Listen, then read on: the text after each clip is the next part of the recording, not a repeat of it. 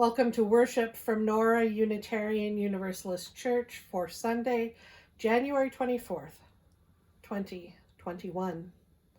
I'm glad you're joining together for this service from your living room, your kitchen, your study, from all across Minnesota. It's good to be together. It's good to be together in this new way.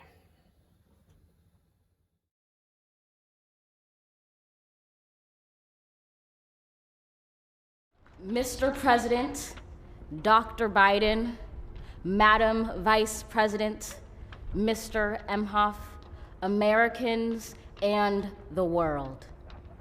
When day comes, we ask ourselves, where can we find light in this never-ending shade?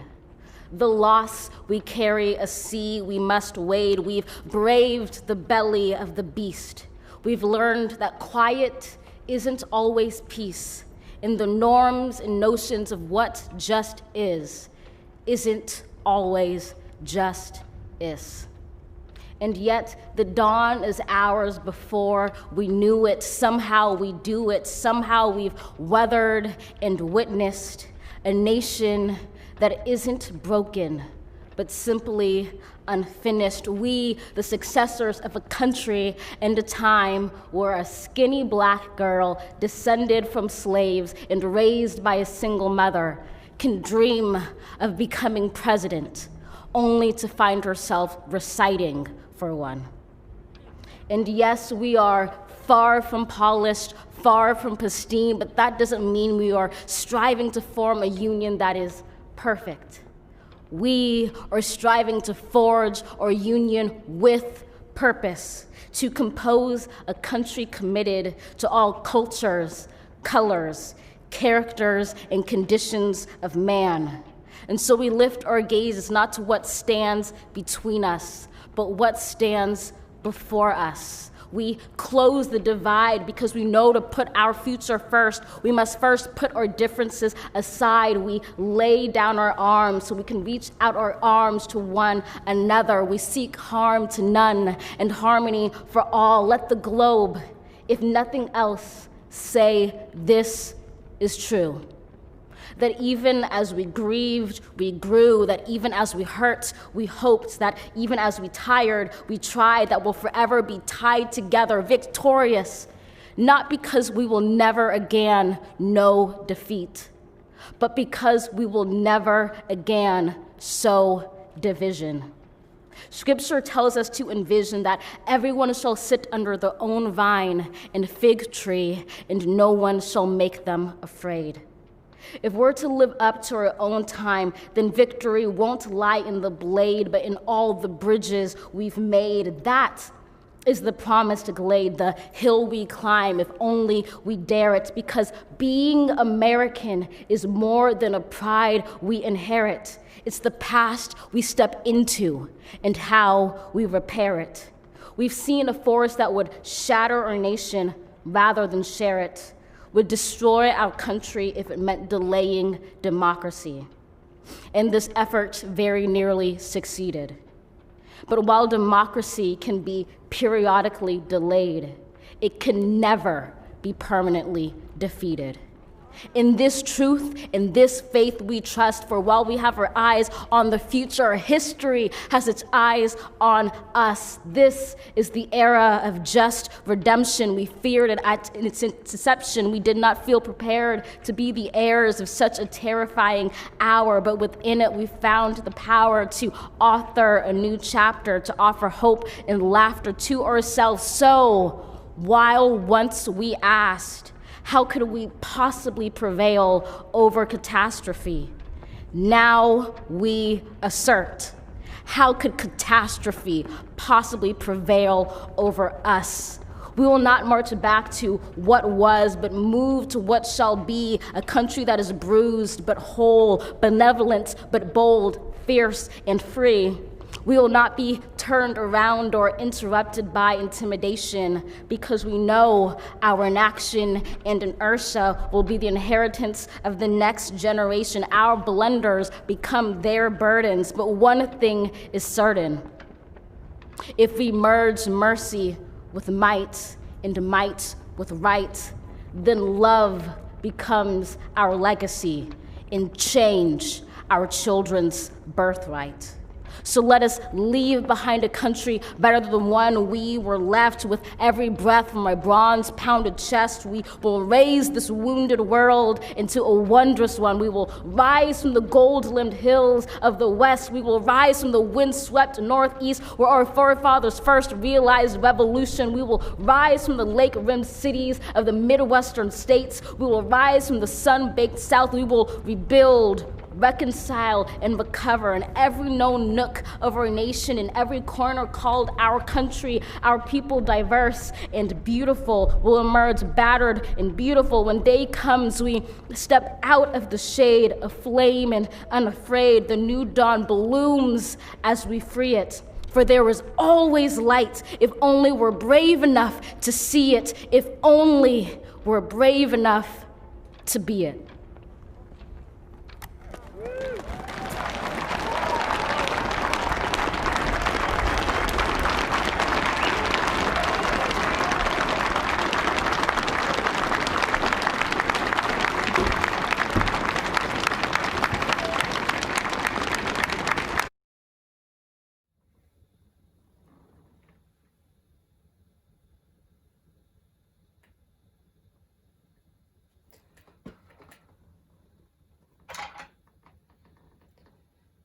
When the day comes, we step out of the shade, aflame and unafraid. The new dawn blooms as we free it. For there is always light, if only we're brave enough to see it, if only we're brave enough to be it.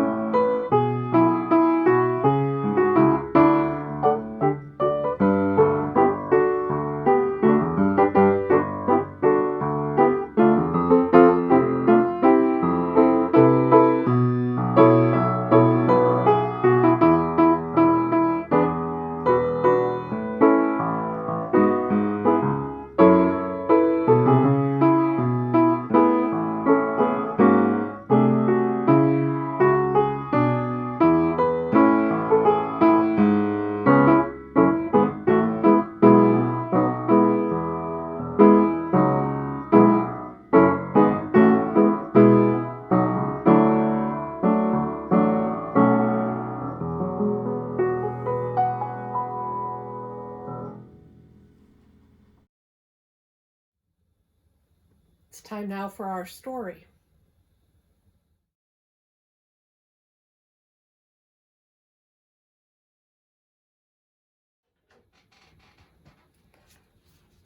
Our story today is All of Us, with words and pictures by Karen Berger.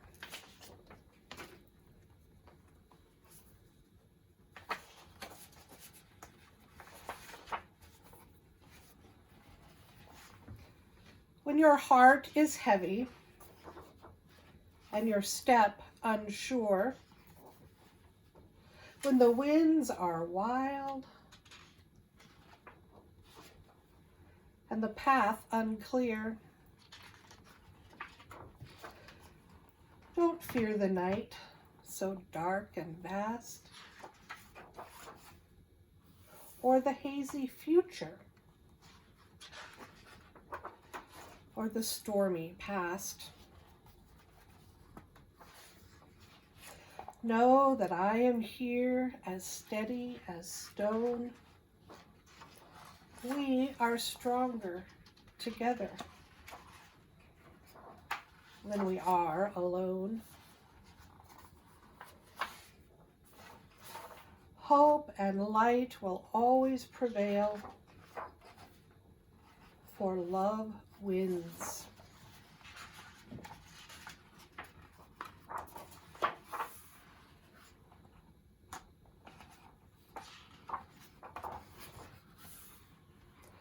Love wins.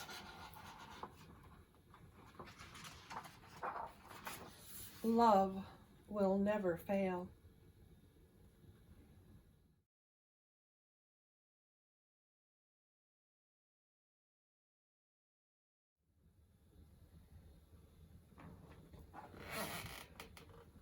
Joy and woe are woven fine, wrote William Blake, and when this we rightly know, safely through the world we go. Because we daily live the truth in the poet's words, we pause each time we gather to worship, however we gather to worship, to share our joys and sorrows in the embrace of this beloved community. You may type a joy or sorrow into the comments, or you may hold it in your heart and know that we are holding it with you.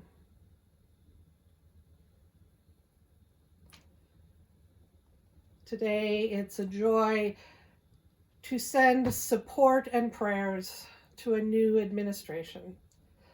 Vice President Kamala Harris and President Joseph R. Biden, and to all who serve our country in elective office from the local level to the national level. May they be guided in wisdom and cooperation and goodwill. Let us hold all our many joys and sorrows as we enter a spirit of meditation. The words of meditation this morning, gird thyself, are from Jessica York. This is not a prayer that you may find hope, for hope is a luxury that some cannot find and others cannot afford.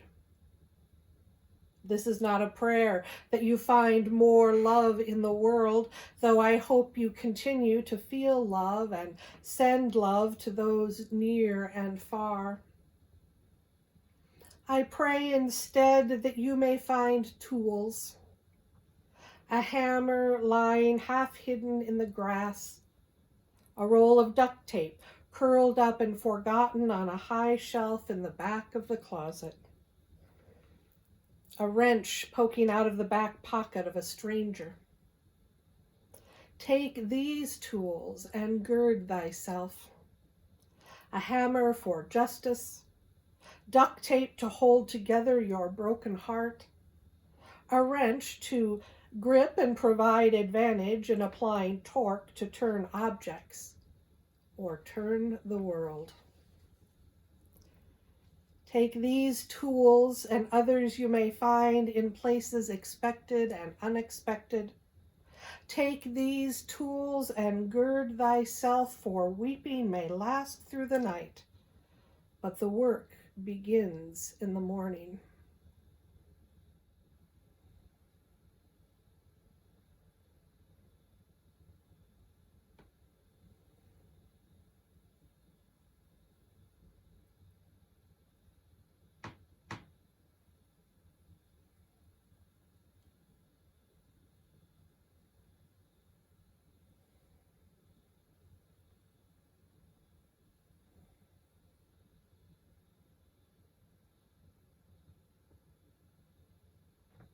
Amen.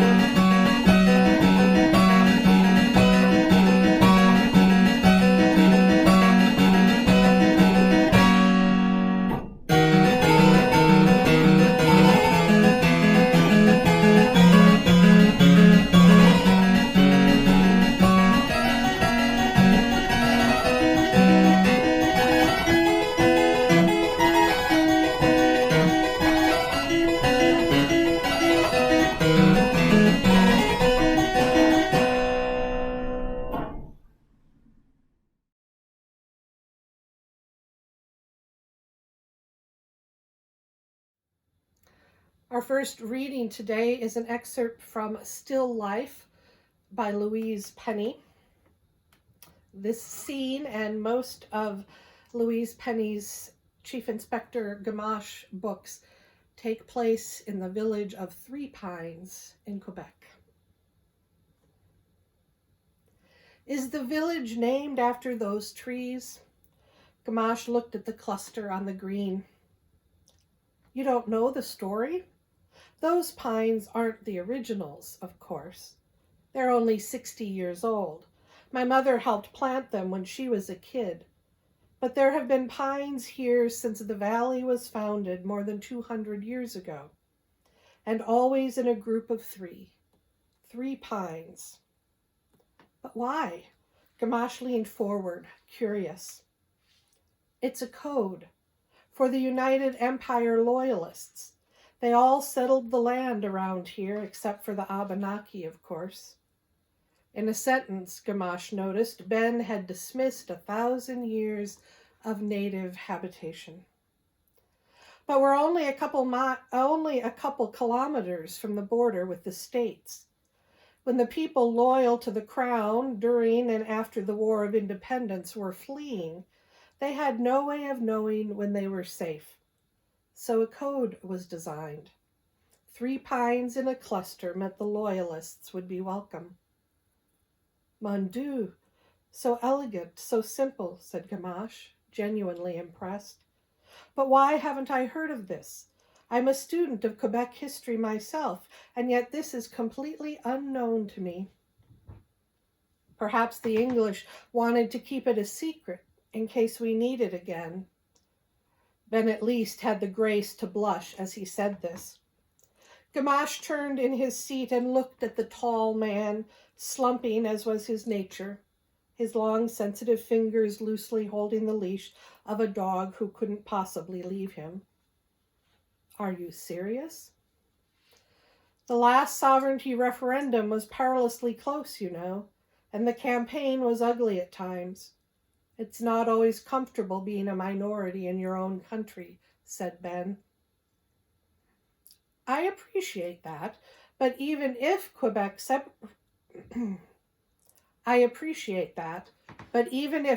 separates from Canada, surely you wouldn't feel threatened. You know your rights would be protected. Do I? Do I have the right to put up a sign in my own language? Or work only in English? No, the language police would get me. I'm discriminated against. Even the Supreme Court agrees. I want to speak English, Chief Inspector.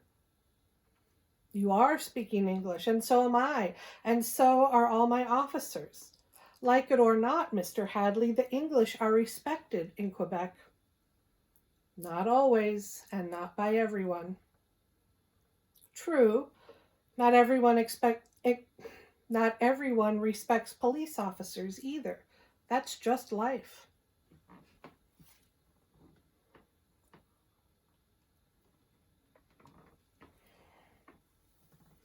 You're not respected because of your actions, what Quebec police have done in the past. We're not respected just by virtue of being English. It's not the same thing. Do you have any idea how much our lives here have changed in the last 20 years? The rights we've lost? How many of our neighbors and friends and family members have left because of the draconian laws here? My mother barely spoke French, but I'm bilingual. We're trying, Inspector, but still the English are the laughingstock, blamed for everything. No, Ben Hadley nodded toward the 3 sturdy pine trees swaying slightly in the wind. I'll put my faith in individuals, not the collective. It was, reflected Gamache, one of the fundamental differences between Anglophone and Francophone Quebecers. The English believed in individual rights, and the French felt they had to protect collective rights, protect their language and culture. It was a familiar and sometimes bitter debate, but one that rarely infected personal relationships. Gamache remembered reading in the Montreal Gazette a few years ago an article by a columnist who observed that Quebec worked in reality, just not on paper. Things change, you know, Monsieur Hadley, Gamache said gently, hoping to lift the tension that had settled on their little park bench. The French-English debate in Quebec was a polarizing force. Best, in Gamache's opinion, leave it to politicians and journalists who had nothing better to do.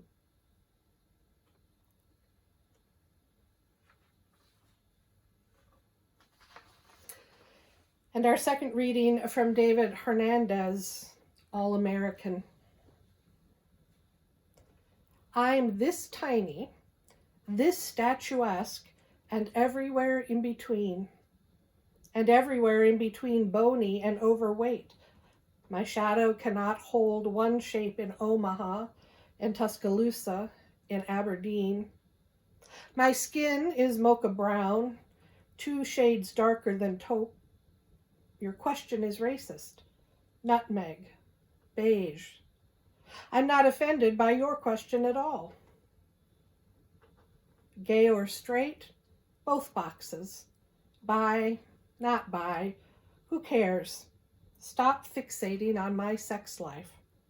Jesus never leveled his eye to a bedroom's keyhole.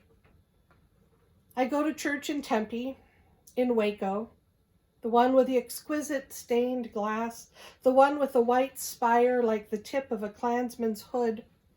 Churches creep me out. I never step inside one, never utter hymns. Sundays I hide my flesh with camouflage and hunt. I don't hunt, but wish every deer wore a bulletproof vest and fired back. It's cinnamon, my skin. It's more sandstone than any color I know. I voted for Obama, McCain, Nader. I was too apathetic to vote, too lazy to vote, too lazy to walk 1 block, 2 blocks to the voting booth. For or against a woman's right to choose?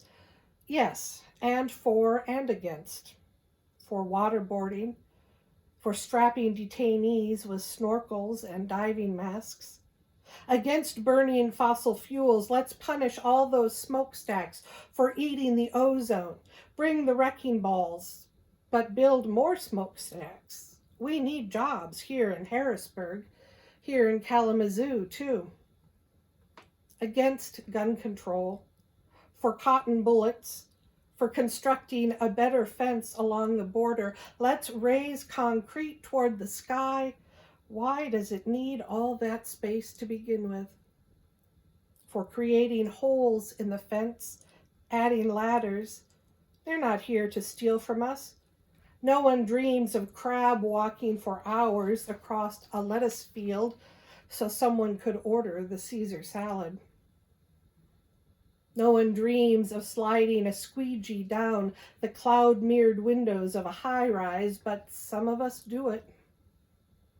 Some of us sell flowers. Some of us cut hair. Some of us carefully steer a mower around the cemetery grounds. Some of us paint houses.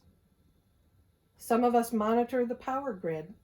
Some of us ring you up while some of us crisscross a parking lot to gather the shopping carts into one long, rolling, clamorous, and glittering backbone. Here end the readings.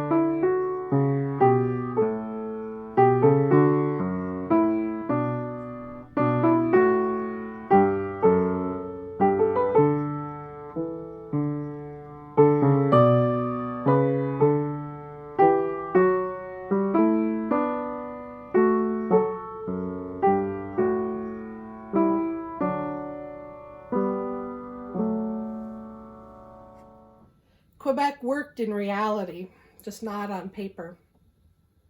When I reread the opening chapters of Louise Penny's still life earlier this week, I wondered if the same could be said of the U.S. Do the United States of America work in reality, just not on paper? I wanted to answer yes, or rather to answer yes to a slightly altered question. Do the United States of America work at a personal level, at a neighborhood level, just not on the political level?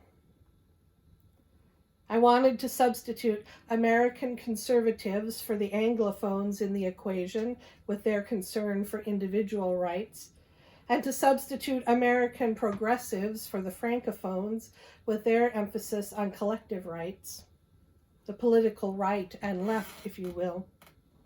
And I wanted to say the distrust and the irreconcilable conflict between the two exist only on paper, in the media, in front of the cameras and at the behest of big money. Whereas when we are left to our own devices with neighbors and colleagues, co-workers and classmates, we make it work, this melting pot, this salad bowl nation of conquerors, immigrants, and indigenous survivors.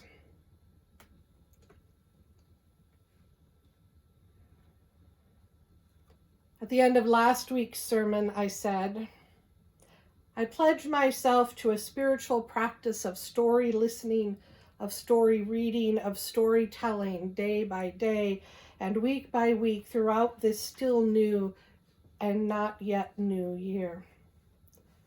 Will you join me, I asked, in courageously and patiently, tearfully and joyfully storytelling our way toward a beautiful day in the neighborhood for all who dwell within our land? Someone who read my sermon later even said yes, she'd join me. And now I've spent the past 6 days trying to figure out how to put that practice into practice. Whose stories will I listen to, read, and watch? To whom will I tell stories, and what stories will I tell them? Where and how and through which media will these stories be told and heard? A storytelling and listening practice seemed like a good idea for a couple reasons at least. My decision to commit to it and invite you to join me grew mostly from the Rebecca Solnit piece I read during that sermon, from her assertion that every problem is a storytelling problem, and her conviction that we as Americans have better stories at the substrata of our imaginations and our lives, personal and political, and her belief that amplifying them, celebrating them, circulating them, arguing their logic in our conversations and speeches and teaching is a part of the work all of us can do.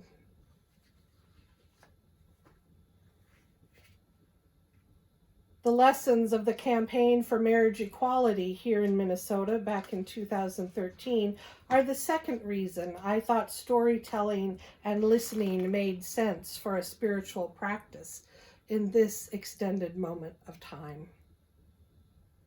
Drawing on less successful experiences of similar campaigns in California and elsewhere, Minnesota organizers didn't rely on experts and facts and figures that demonstrate the financial, psychosocial, and societal benefits of extending the right to marry to same-gender couples.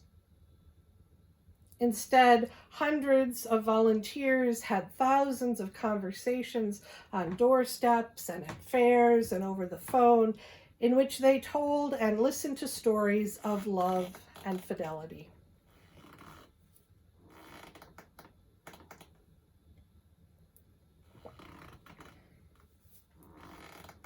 The goal of those conversations was changing hearts, not minds. Everyone has a story of love and fidelity, of loving and being faithful to a partner, a child, a sibling, a family, of origin or chosen, biological or created through adoption or marriage or some combination of any and all ways. And some of those stories we have include the heartbreak of being told your love isn't legitimate because the person you love isn't the right color or race or religion or class. And some of the stories tell of decades of faithful love through hard times and times of ease, whatever race, religion, class, color the lovers, partners, siblings, children, and parents embrace or represent or belong to. So it was that in the telling, and especially in the listening, hearts were changed and minds were opened as the realization dawned over and over and over and over again that love is love is love. Love will never fail. If human beings are storytelling creatures, and we are, and if telling and hearing stories across perceived lines of irreconcilable division can change hearts and open minds, and it can, if our national dialogue in recent years has been dominated by false stories of cabals and conspiracies, and shoddy stories of partial truths and faulty logic, and and virally disseminated visual images that suggest shallow, feel-good stories of innocence and purity and unity, but seldom tell the whole, probably complex, even messy backstory, and it has. But if we as individuals and as a society have better stories, true and complicated stories deep within us, stories of our triumphs and setbacks, loves and losses, stories of when and how the scales fell from our eyes and our hearts changed and our minds opened, stories of betrayal and forgiveness and redemption, stories that are as unique and particular as several hundred different cultures and languages and histories, and as universal as the common experience of one human race from birth to death and all between, and I believe we do. If stories are this pervasive and this powerful for good and for ill, then this moment calls for us to tell stories without ceasing, except when it's our turn to listen, more than half the time. And if the stories we tell must not gloss over our differences in a rush to unity. They must not insist all would be well if only we would all hold hands as tenderly as that beautiful brown child and that beautiful white child in that one picture. The stories we tell as one means and one step toward the healing our nation cries out for, the stories must not, at least at first, be told with a plea for understanding or be commented upon with any sort of interpretation or analysis. We have, each one of us, a lifetime's experience in hearing stories. We're pretty good at recognizing ourselves as protagonists or antagonists in stories, even if we don't use the word protagonist and antagonist. All our years of watching TV and movies, of reading comic books and novels and short stories have taught us to notice when one family's daily routine and interaction are eerily similar to our own, despite cultural differences. And they've taught us to notice the there but for the grace of God moments in a story, when a character whose dreams and desires and age so closely match our own is left frustrated or disheartened or must work 3 times as hard to realize their dreams and fulfill their desires because of circumstances of race or class, religion or national origin. We are good at stories. It's all we do, really. Tell each other our stories in our ongoing quests for understanding and belonging and validation. And we don't need English teachers or social commentators or preachers to parse and lecture and lead us to the right and correct moral. We'll get there as we hear and tell story after story, if the commentators and preachers don't get in our way with analyses we aren't ready to hear, or prescribed morals that rob us of the freedom of understanding universal truths in ways that make most sense to us individually. We do need a commitment to the practice of telling and listening to stories for the purpose of reconciliation. We need an array of stories to read and listen to, and we need invitations into spaces dedicated to real, ordinary people telling each other real, ordinary, extraordinary stories. Along with my personal commitment to this spiritual practice, I'm going to provide links and ideas and opportunities for you to find your way into similar practices. I'll highlight resources on the church's Facebook page and in grapevines and in the newsletter. Look in the forthcoming February issue for information about the Unitarian Universalist Association's common read for this church year and how we will engage with that here at Nora. For the time being, most of our storytelling and listening must of necessity happen virtually or at a distance. But as we are able to safely open, we'll find ways of telling stories in the community with and to and alongside neighbors.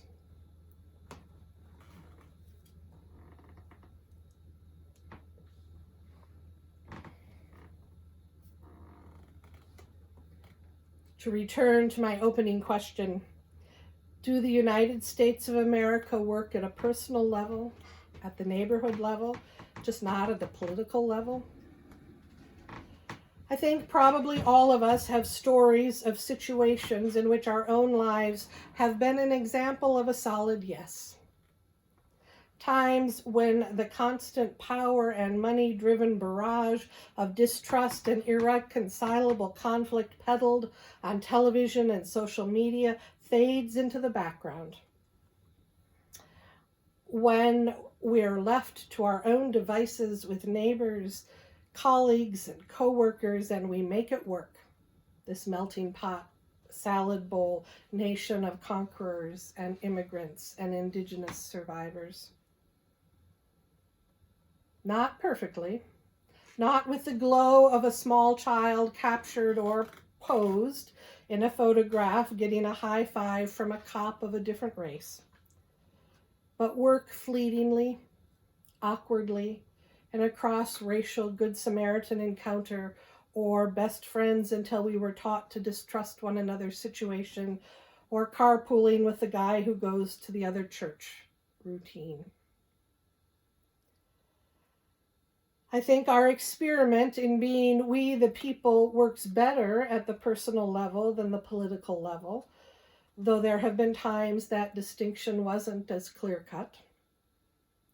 But the events of January 6th demonstrated without a doubt that more than a few neighbors and co-workers and classmates have no interest in making the United States as we claim it to be work.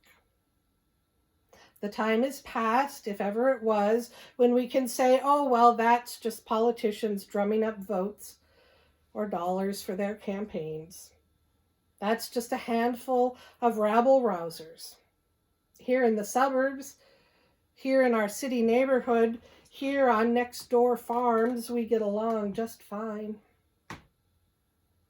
The time is long past, if it ever was, when we can say, along with Chief Inspector Gamache, that polarizing debates are best left to politicians and journalists who have nothing better to do, even if we're saying it in hopes of lifting the tensions that have settled on our Facebook feeds and the editorial pages of our newspapers and in our block parties and coffee hours. If we don't want the tension to settle in more stubbornly, if we don't want it to ignite again more fiercely, if we don't want it to destroy families and neighborhoods and a country that believes in its potential to do better, then we have to sit together in the tension and tell our stories, unrushed and unforced, until the beauty and the ugliness in each one of them becomes the truth and the possibility of our one common story. Amen.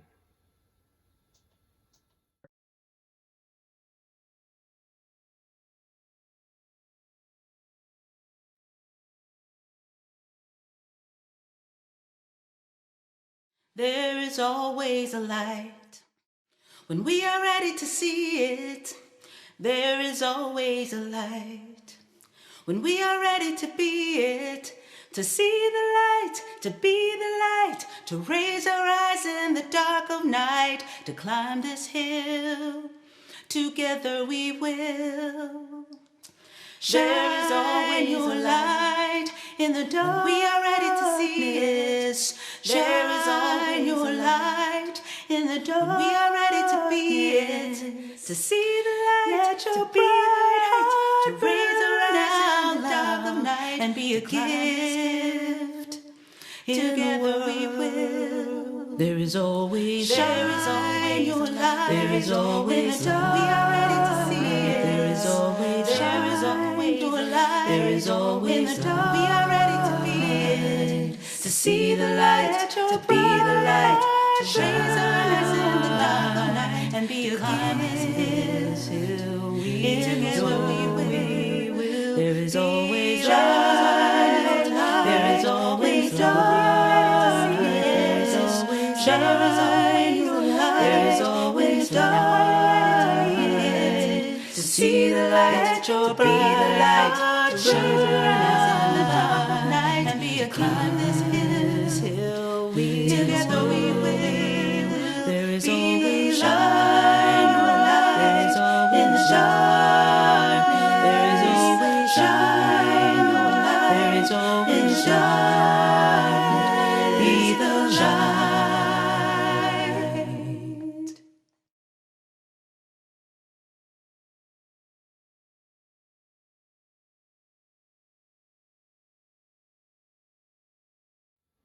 Will you join with me in saying in unison the words for extinguishing our chalice? The flame has been doused. The fire of our community still burns. In this moment, we become beacons on the prairie, bearers of light and warmth, until we gather again to rekindle our communal chalice.